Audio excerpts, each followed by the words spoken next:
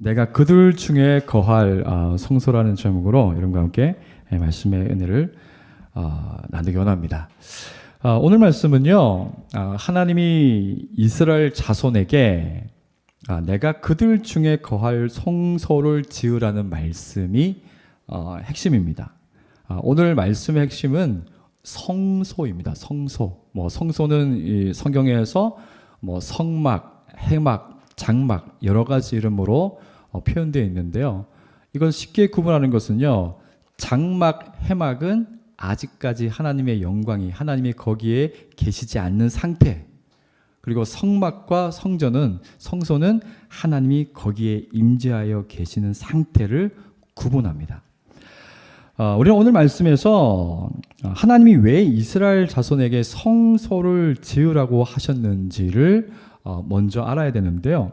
하나님이 성소를 지으라고 하신 데에는 배경이 있습니다. 어떤 배경이 있냐면은, 아시는 것처럼 하나님이 아브라함과 이삭과 야곱에게 약속을 하셨습니다. 창세기 26장 4절을 보면은 네 자손을 하늘의 별과 같이 번성케 하며 이 모든 땅을 네 자손에게 주리니 네 자손을 인하여 천하 만민이 복을 받으리라. 이렇게 하나님이 이스라엘의 조상들에게 약속을 주셨습니다. 그런데 이 하나님의 약속이 한때, 한 기간 동안에 잊혀진 것처럼 사라진 것처럼 보이는 그런 기간이 있었습니다. 그때가 언제냐면요, 야곱의 가족이 요셉이 총리로 있는 애굽에 들어가서 살기 시작한 때입니다. 그곳에서 무려 400년이 넘는 시간 동안 이 하나님의 약속이 잊혀진 것처럼 보였습니다. 하지만 하나님의 약속은 잊혀진 것이 아니죠. 잊혀진 것이 아니라 하나님의 그 때가 무르익을 때까지 시간이 필요했을 뿐입니다. 우리도 마찬가지입니다. 하나님은 우리에게 말씀을 통해서 무엇인가를 약속하시면요, 하나님이 약속하신 것을 잊어버리는 분이 아니라 하나님은 약속하신 것을 반드시 지키는 분이죠. 다만 우리의 때가 아니라 우리보다 더 완전하신 하나님의 때에 그 약속하신 것을 이루는 분이라는 것을 알 수 있습니다. 그래서 무려 400년이 넘는 시간 동안에 하나님의 약속이 잊혀진 것처럼 보였지만 하나님은 그 백성에게 다시 나타나십니다. 언제 나타나셨습니까? 이스라엘이 그 고된 노예 생활을 하면서 그 힘든 노예 생활 때문에 하나님께 부르짖을 때 하나님이 그들에게 나타나십니다. 그리고 그들을 구원하시죠. 근데 이 하나님의 구원이 어디에서 시작되었냐면은 바로 이스라엘의 조상인 아브라함과 이삭과 야곱에게 하나님이 주신 이 약속에 근거하고 있다는 것입니다. 그래서 하나님은 자신에게 그 하나님의 백성에게 말씀하신 그 약속을 단 한 번도 잊지 않으시는 분이라는 것을 우리가 알 수가 있죠. 그래서 이 애굽 땅에서 나온 이스라엘 백성을 하나님이 약속하신 대로 가나안 땅까지 인도하시는 것이 바로 하나님께서 보여주시는 구원의 여정이죠. 그리고 지금 이 성경 말씀에서 이스라엘이 겪고 있는 과정이 뭐냐면은 가나안 땅까지 가는 길목인 그 광야의 그 여정이죠. 그래서 근데 여기에 문제가 하나 있습니다. 어떤 문제가 있냐면요, 이스라엘 자손들이 너무 오랜 시간 애굽의 노예 생활을 했기 때문에 하나님이 어떤 분인지 모릅니다. 하나님이 어떤 분인지 모르니까 이스라엘은 하나님을 신뢰하는 마음이 항상 빈약하고 얕았습니다. 그래서 이스라엘 백성을 약속의 땅으로 인도하시는 하나님과 지도자 모세에게 그 조상들에게 약속하신 것을 이루기 위해서 그렇게 인도하시는 하나님과 모세에게 계속 불평을 합니다. 그리고 구원받았는데도, 애굽에서 구원받았는데도 구원 이전의 삶인 애굽의 삶으로 계속 돌아가겠다고 말을 합니다. 그때가 좋았다고 말하는 것이죠. 왜 이런 불평과 불만이 나올까요? 예, 하나님이 어떤 분인지 모르니까, 하나님을 신뢰하지 못하고 계속 불평과 불만이 나오는 것이죠. 하나님이 많은 기적을 이스라엘에게 보여주셨지만은 좀처럼 그 이스라엘이 하나님을 믿지 못합니다. 이런 이스라엘 자손의 모습은요, 우리에게 가르쳐주는 것이 있는데요. 그것이 죄의 영향력이라는 것이 얼마나 강력하고, 죄로 마음이 오염되었을 때에 그 죄의 오염이 쉽게 사라지지 않는다는 것을 보여주죠. 이것은 그 이스라엘 백성들뿐만이 아니라 우리 자신을 보면 알 수 있습니다. 그래서 우리가 살아가면서 우리 마음에서 하나님이 언제나 나와 함께 하시고 하나님이 약속하신 것을 온전히 이루실 것이라는 것을 온전히 신뢰하고 믿는 사람들이 거의 없는 것 같아요. 날마다 의심하고 불안해하고 두려워하고 낙담하죠. 그래서 만약 우리 같으면 이스라엘 백성이 이런 모습을 보이면 포기할 텐데, 하나님은 자신의 백성을 포기하지 않으시죠. 하나님은 우리를 포기하지 않으시는 거예요. 그래서 오히려 이스라엘 자손들에게, 그런 이스라엘 자손들에게 하나님이 제안을 합니다. 그 제안이 뭐냐면은 언약을 맺자는 거예요. 하나님께서 이스라엘을 언약 안에 두시려고 제안을 하십니다. 그 언약의 내용이 이렇습니다. 출애굽기 19장 5절과 6절에서 세계가 다 내게 속하였니 너희가 내 말을 잘 듣고 내 언약을 지키면 너희는 열국 중에서 내 소유가 되겠고 내게 대하여 제사장 나라가 되며 거룩한 백성이 되리라. 이렇게 언약을 제안하십니다. 내 말을 잘 듣고 내 언약을 지키면. 그래서 이스라엘 모든 백성이 응답합니다. 어떻게 응답합니까? 여호와의 명하신 대로 우리가 다 행하겠습니다. 그래서 이스라엘과 하나님 사이에 언약이 맺어집니다. 여러분, 이 언약이 맺어졌을 때 하나님이 첫 번째로 하신 일이 무엇일까요? 그것은 이스라엘이 지켜야 할 법을 주셨습니다. 이스라엘이 하나님이 주신 법을 이해하고 지키면요, 어떤 일이 날까요? 하나님이 어떤 분인지를 알게 됩니다. 하나님을 알아야만 이전에 노예 생활을 지던 그 삶이 잘못되었다는 것을 알게 되죠. 진리를 알아야지만 우리가 거짓된 삶이 드러나고 우리의 과거에 잘못된 것이 드러난 것처럼 하나님의 말씀을 지키는 삶을 살아야만 우리 안에 악습관들이 사라질 수가 있는 것이죠. 옛 습관을 버릴 수 있는 것은 하나님의 말씀을 알 때입니다. 그런 다음에야 하나님이 말씀하신 것처럼 하나님을 인격적으로 닮은 거룩한 백성이 되어서 하나님을 모르는 사람들에게 하나님을 증거할 수 있는 삶을 살 수가 있는 것이죠. 무엇을 통해서죠?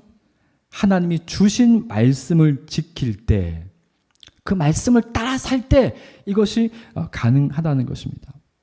그렇다면 이 가나안 땅은 어떤 곳입니까? 하나님이 이스라엘 조상들에게 말씀하신 그 약속이 성취되는 곳이 가나안 땅입니다. 하나님은 가나안 땅에서 그분의 나라를 세우고 이스라엘을 자신의 말씀으로 다스려서 부패한 인류, 타락한 인류 중에서 하나님의 백성이라는 새로운 공동체를 세우고 싶으셨습니다. 사실 오늘날 교회의 이유도, 존재의 이유도 그와 같습니다. 하나님의 새로운 가족을 세우시는 거죠. 그분의 말씀 안에서. 그래서 애굽에서 나와서 광야의 길을 걷는다는 것은요, 하나님이 이스라엘의 조상들에게 약속하신 것을 이루시는 과정 중에 있다는 것을 알 수 있죠.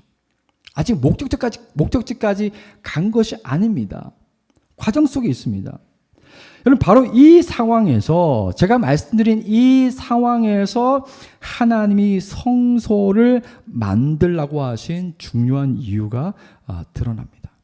여러분, 성소는 하나님이 이스라엘 가운데 함께 계시겠다는 하나님의 의지의 표현이고, 실제로 하나님이 성막을 이스라엘 진영의 한 가운데 두시고 이스라엘과 함께 사셨습니다.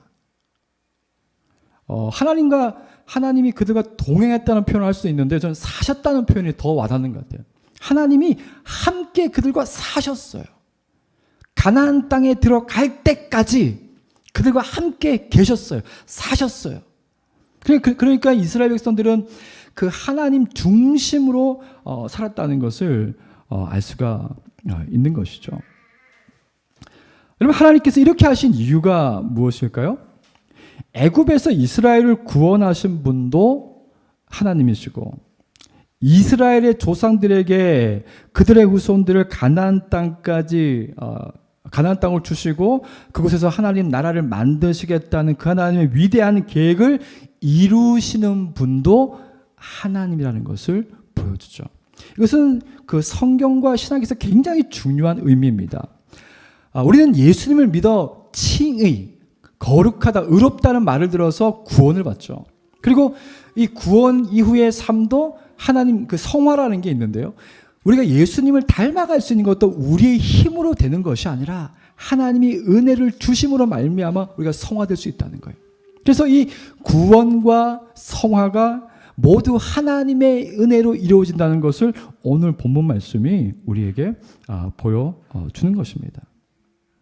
그래서 이 성막이 상징하는 가장 중요한 의미는요, 사람은 죄로 가로막혀 언제나 하나님의 부재를 생각합니다. 하나님이 없다고 말하거나 하나님을 의심하거나 하나님이 나와 가까이 계시지 않는 것처럼 느끼고 그렇게 하나님의 부재를 생각하지만, 성막은 하나님의 편재를 보여줍니다. 이 편재는 신학적인 용어인데요. 하나님이 온 우주 가운데 충만하시고 또 온 우주를 초월하여 다스리는 분이라는 뜻입니다. 성막은요, 하나님의 편재를 보여주시고 특히 이스라엘과 아주 가까운 그 지근 거리에 계신다는 것을 상징적으로 보여주는 것이 바로 성막입니다. 성막의 존재는 내가 너희 곁에 있다. 내가 너희와 함께 있다. 이것을 강력하게 말씀하시는 거죠. 오늘날 성도들의 모임인 교회가 바로 이 성막의 역할을 하고 있습니다. 함께 모여서 하나님을 예배할 때 간증을 할 수도 있고 말씀이 선포되어지고 함께 기도하고 하나님께서 우리 가운데 이루신 일을 함께 고백하면서 하나님이 우리 가까이 계신다는 것을 우리가 경험할 수 있는 거죠. 그래서 교회가 사실은 우리 신앙생활의 중심이 되는 거죠. 이 건물이 아니라 교회 공동체, 모임, 함께 하나님의 백성된 이 공동체가 우리 신앙의 중심이 되는 것이죠. 물론 거기에 하나님이 계시죠. 그리고 오늘 성경에서는요, 성막에 관한 아주 중요한 두 가지의 내용이 나옵니다. 출애굽기 25장을 보게 되면요, 하나님이 이스라엘 자손에게 성막을 만들 예물을 가져오라고 하시는데요. 모든 예물을 다 받는 것이 아니고 기쁨으로 기꺼이 하나님께 드리는 예물만을 받으라고 하십니다. 하나님은 왜 기쁨으로 바치는 예물만을 받으라고 하셨을까요? 이것은 굉장히 좀 중요한 의미가 있습니다. 하나님은 자신이 거할 처소가 기쁨으로 즐거이 드리는 사람들의 예물로 만들어지기를 원하셨습니다. 여러분, 하나님의 이 마음이 이해가 되십니까?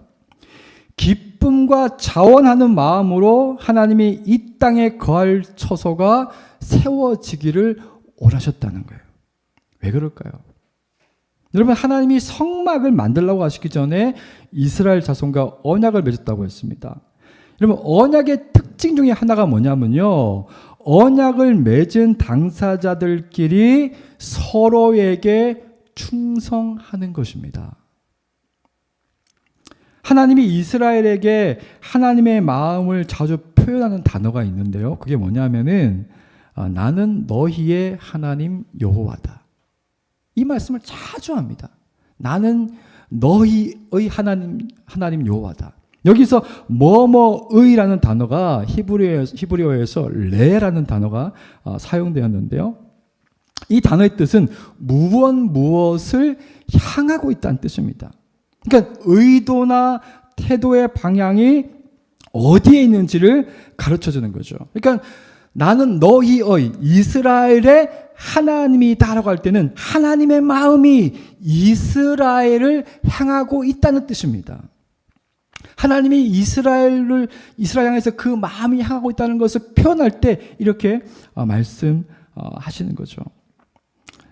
하나님의 이런 마음을 아는 사람들, 하나님이 항상 그분의 마음이 나에게 있구나, 우리에게 있구나, 이것을 아는 사람들은요, 하나님이 자신들 가운데 함께 살기 위해서 성막을 지으라고 하실 때 기꺼이 기쁜 마음으로 예물을 드릴 수가 있는 것이죠. 이것을 이렇게 표현할 수가 있어요. 신랑을 맞이하는 신부의 기쁨처럼, 신부를 맞이하는 신랑의 기쁨처럼 성막은 이스라엘을 향한 하나님의 깊은 사랑이 표현된 것입니다. 그러니 하나님은 이 성막을 만들 때 기꺼이 기쁨으로 바치는 사람들의 예물만 받으시라고 말씀하시는 거죠. 여러분, 하나님이 이스라엘 가운데 거할 처소는요, 적어도 서로의 사랑과 신뢰를 바탕으로 세워지기를 원하셨습니다. 하나님 우리에게 원하시는 게 그거죠. 내가 너에게 이런 마음을 가지고 있으니, 내가 너를 이렇게 사랑하니 너도 나를 좀 믿어주고 신뢰하고 사랑해 주었으면 좋겠다. 그리고 그 하나님을 신뢰하고 사랑하는 방법이 무엇입니까? 그 하나님의 말씀을 지키고 순종하는 거죠. 그것도 기꺼이 기쁜 마음으로 순종하는 것이죠. 그리고 성막을 만들 때 중요한 한 가지가 더 나옵니다. 그것은 성막이든 성막에서 사용할 기구이든 모든 것을 하나님이 보여주신 모양대로 만드는 것입니다. 하나님이 보여주신 모양대로 만드는 것입니다. 만약 하나님이 우리가 믿을 수 있는 분이라면, 우리가 신뢰할 수 있는 분이라면 하나님이 말씀하신 그대로 우리는 순종할 겁니다. 우리가 하나님을 유일한 신이라고 말하면서, 그분을 믿는다고 말하면서, 하나님은 정말 신실한 분이라고 말하면서 그분의 말씀에는 순종하지 않는다면 그것은 진짜 신앙과 믿음이 아니겠죠. 진짜 하나님을 신뢰하는 것이 아니겠죠.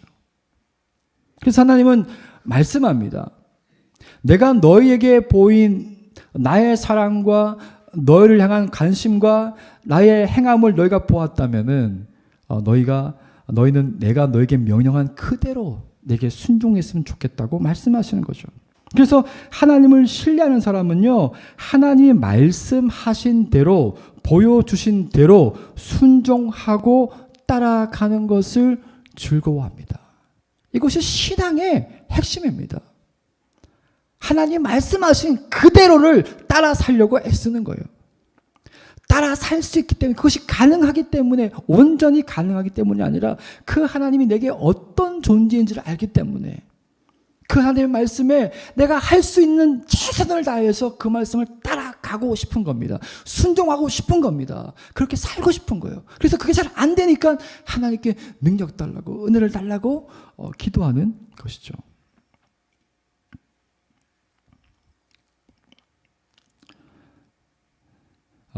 그래서 우리가 이 하나님이 성막과 성막의 기구를 만들려고 하시면서 하나님이 보여주신 그대로 순종하여 만들려고 하시는 것은요, 우리가 하나님을 그만큼 믿고 신뢰하고 있다는 것이죠. 저와 여러분이 하나님을 얼마나 믿고 신뢰하고 있는지는요, 하나님이 내게 응답해 주시는 것으로 드러나는 것이 아니고, 내가 하나님의 말씀에 얼마나 신실하게 순종하고 반응하느냐에 달려 있습니다. 하나님 향한 나의 믿음과 신실함은요, 하나님이 내게 어떤 응답해 주시는 걸 통해서 그 반으로 나타나는 것이는 이미 행하신 것을 통하여서 그 말씀을 통하여서 내가 신실하게 응답하는 것으로 드러나는 것이죠. 이제 우리가 출애굽기 40장에 있는 말씀으로 넘어가게 되면요. 출애굽기 25장은 성막을 만들라고 하신 이유와 의미를 보여준다면요. 출애굽기 40장은 성막의 완성과 함께 실제로 하나님이 어떻게 이스라엘을 가나안까지 인도하시는지를 보여줍니다. 여기에 굉장히 중요한 의미의 말씀이 있는데요. 그게 뭐냐면요. 34절을 보면은 하나님은 이스라엘 백성에게 하나님이 그들 가운데 함께 계신다는 것을 분명하게 보여주십니다. 무엇을 통해서 보여주십니까? 구름이 해막에 덮이고 여호와의 영광이 성막에 충만했다고 말합니다. 여러분, 여호와의 영광이 무엇일까요? 영광이라는 단어는요, 무게와 명예, 힘과 권위가 무한하다는 뜻입니다. 측량할 수 없다는 뜻이죠. 그래서 여호와의 영광이 성막에 충만했다는 것은 측량할 수 없는 하나님의 무게, 명예, 힘과 권위가 성막에 가득했다는 것을 말합니다. 우리가 측량할 수 없는 그 하나님의 위대하심, 우리가 가늠할 수 없는 그 하나님이, 그 존재가 하나님이 그 성막 가운데 가득했다는 겁니다. 근데 사실은 이 말씀이 참 이해하기 어려운 내용이에요. 왜 그럴까요? 어떻게 가로 세로 45.6m, 22.8m밖에 안 되는 성막에 하나님이 계시고 그분의 무한한 영광이 거기에 머물 수 있습니까? 어떻게 온 우주에 충만히 계신 그 하나님이, 그리고 온 우주를 초월하여서 그것을 다스리는 분이 그 작은 성막 안에 계실 수 있습니까? 어떻게 그것이 하나님을 수용할 수 있겠습니까? 이것이 하나님의 위대하심입니다. 이것이 우리가 하나님을 경배하고 그분을 사랑하고 경외하게 되는 이유이죠. 성막은 하나님의 영광을 수용할 수 없습니다. 온전히 수용할 수가 없어요. 그래서 성막에 나타난 여호와의 영광은 이스라엘 자손들이 경험할 수 있는 정도만 하나님이 자신을 드러내신 거죠. 그리고 성막에 충만한 하나님의 영광을 볼 때 이스라엘은 어떤 생각을 했겠습니까? 하나님과 같은 분은 세상에 없구나. 성막에 충만한 하나님의 영광은 이스라엘 자손으로 하여금 광야길을 충분히 지나갈 수 있겠구나. 그 영광을 보니, 여러분, 그 영광이라는 게 어떻게 우리의 머리로 헤아릴 수 있겠습니까? 하나님이 우리에게 보여주셔야지만이 가능한 거죠. 그 영광을 어떻게 가능합니까? 그분의 무게와 그분의 위엄과 그분의 명예와 그분의 삶을 어떻게 가능합니까? 그분이 우리에게 보여주셔야지만 가능하죠. 근데 그 영광을 보는 사람들은요, 생각하는 거예요. 이 광야의 여정을 가는 거, 갈 수 있겠구나. 여기서 우리가 어떤 일을 만나도 괜찮겠구나. 왜? 하나님이 계시잖아. 여러분, 인생이라는 게 그렇다는 거예요. 우리가 하나님을 믿을 때 하나님의 영광을 보게 되면요, 이 인생을 사는 동안에 어떤 일이 일어나도, 우리를 낙담하게 만드는 어떤 일이 일어나도 괜찮겠구나.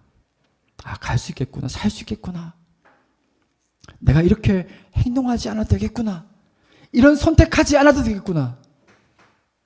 하나님 믿고 신뢰하고 기다리면 그분이 우리를 구원하실 거야. 이런 믿음이 하나님의 영광을 볼 때 생긴다는 거예요. 그래서 하나님의 영광을 경험한 사람들은요, 하나님의 말씀을 중심으로 살게 됩니다. 여러분, 우리가 하나님의 말씀으로 산다는 것은 단순히 성경을 읽고 그 지식이 조금 우리의 마음을 건드려서 하나님의 말씀대로 살 수 없어요. 우리가 하나님 말씀대로 사는 것은, 그분이 우리의 기준이 되는 것은 그분의 영광을 봐야 돼요. 그분의 무한한 존재의 영광을 봐야지만 우리의 모든 것을 내려놓고 그분께 순복할 수 있습니다. 순종할 수 있습니다. 그분을 사랑할 수 있어요. 조건 없이 사랑할 수 있어요.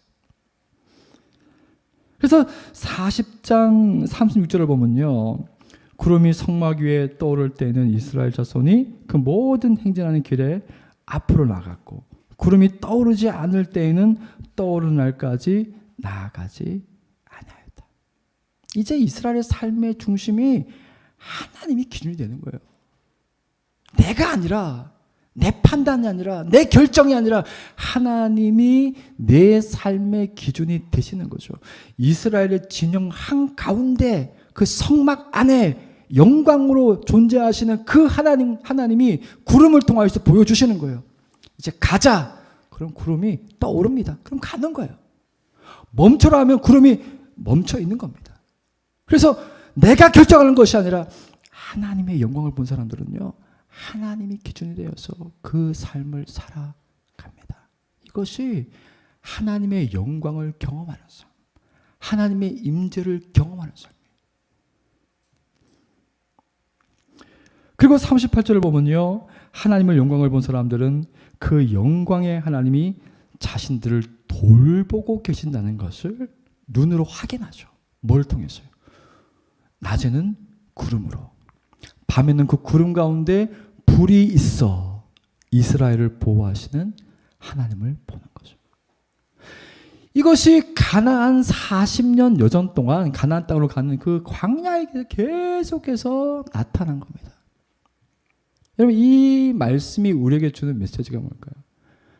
여러분, 우리의 인식은요, 우리의 믿음이, 우리가 믿음을 가지고 우리의 신앙이 가진다는 것은요, 단순히 어떤 문자를 통해서 우리의 신앙과 믿음이 생기는 게 아니고요, 그 하나님, 그 영광의 하나님을 인격적으로 경험하는 일이 없으면은, 이 믿음과 신앙이 가질 수가 없습니다. 하나님을 우리의 삶의 센터에 두고 그분을 따라서 그분을 기준을 삼아서 살게 하는 것은요, 그분의 영광을 보아야 되는 것이죠. 그럼 우리는 이렇게 질문할 수 있습니다. 여러분, 저와 여러분은 하나님의 영광을 보았습니까? 우리는 하나님의 영광을 보았습니까? 언제 보았습니까?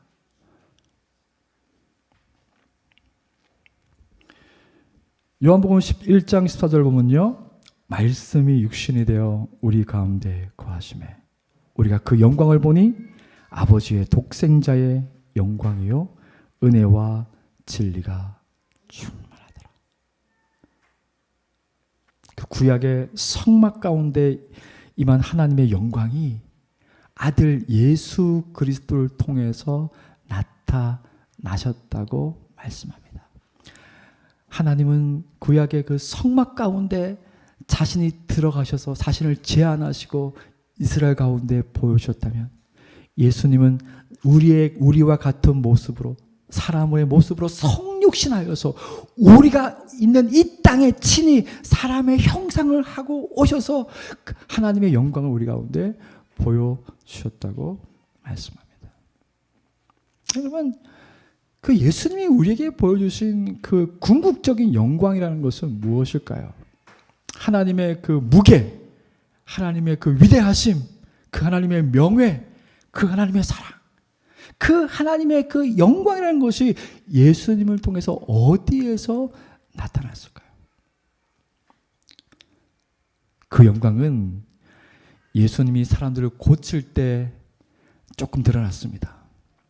예수님이 사람들을 좀 살릴 때 조금 드러났어요. 예수님이 바다 위를 걸으실 때 조금 드러났어요. 풍랑을 잠잠하게 하실 때 조금 드러났습니다. 그런데 그 영광이 가득 드러난 곳이 있습니다. 그것이 바로 십자가입니다. 그것이 십자가입니다. 하나님이 사람을 위해서 자신의 생명을 주시는, 창조주가 피조물을 위해서 자신의 생명을 주시는, 여러분, 그보다 더한 영광이 어디 있습니까? 그보다 더 아름다운 하나님의 그 명예와 위엄과 그분의 선하심이 어디에 있습니까? 그래서 우리는 예수님을 통하여서 하나님의 영광을 보는데, 그 영광의 절정이 어디서 나타나냐면 예수 그리스도의 십자가에서 나타났다는 거예요. 그래서 구약의 백성들은 성막에 가득한 구름과 빛을 통하여서 그 하나님의 영광을 조금 인식했다면, 신약의 사람들은 그 하나님이 우리를 살리시겠다고 그 자신의 생명을 주시는 그 십자가에서 하나님의 영광을 보는 거죠. 그래서 그 십자가를 바라보는 사람들은 하나님의 영광을 경험하고, 이 예수님이라면, 이 하나님이라면 내 인생, 내 삶 다 맡겨도 된다. 내 인생 다 걸 수 있어.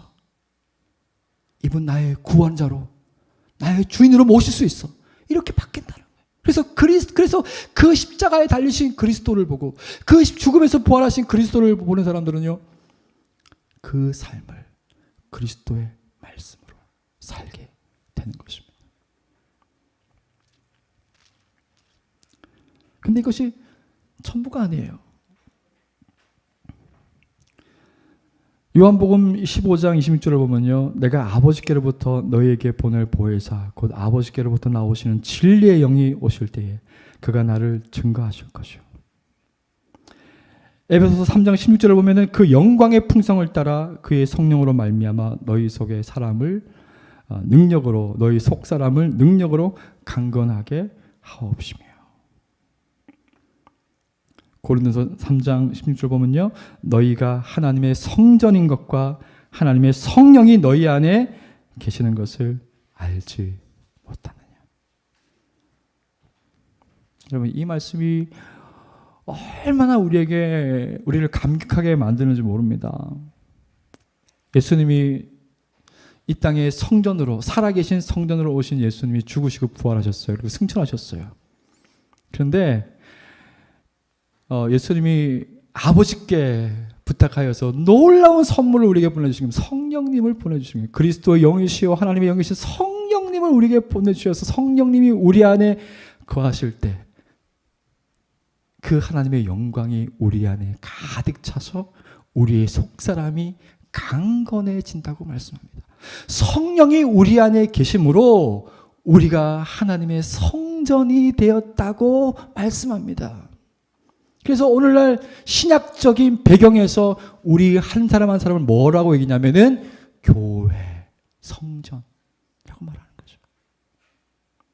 저와 여러분이 그리스도께서 보내신 성령님을 통하여서 하나님의 성전이 되었다고 말씀합니다. 사랑하는 여러분, 말씀을 읽겠습니다. 구약에서 보여준 그 성막이 이렇게 우리에게 정리가 되는 거죠. 그 하나님의 의도, 자신의 백성들을 향한 그 하나님의 의도가 구약에서 그렇게 드러났는데요, 그 하나님의 의도가 펼쳐지고 확장되는 것이 예수 그리스도 안에서 보여지는 거예요. 그래서 그 예수님께서 그 아름다우신 영광, 우리를 위해서 죽으시고 부활하신 그 영광을 보여주시고 또 보내주신 성령님을 통하여서 이제는 그 영광이 다른 곳에 있지 않고 우리 안에 머물러 있다고 말씀합니다. 그래서 우리가 성령님 옆에 나가서 성령님, 내가 하나님의 영광을 경험하기를 원합니다 하면은 그 성령님께서 우리를 위해서 죽으신 하나님, 그리스도의 십자가와 부활을 더 깊이 보게 하시는 겁니다. 그분의 사랑과 은혜가 얼마나 큰지 더 깊이 보게 하십니다. 그러면서 우리는 그 영광을 통해서 우리의 삶이 바뀌는 것을 경험하게 됩니다.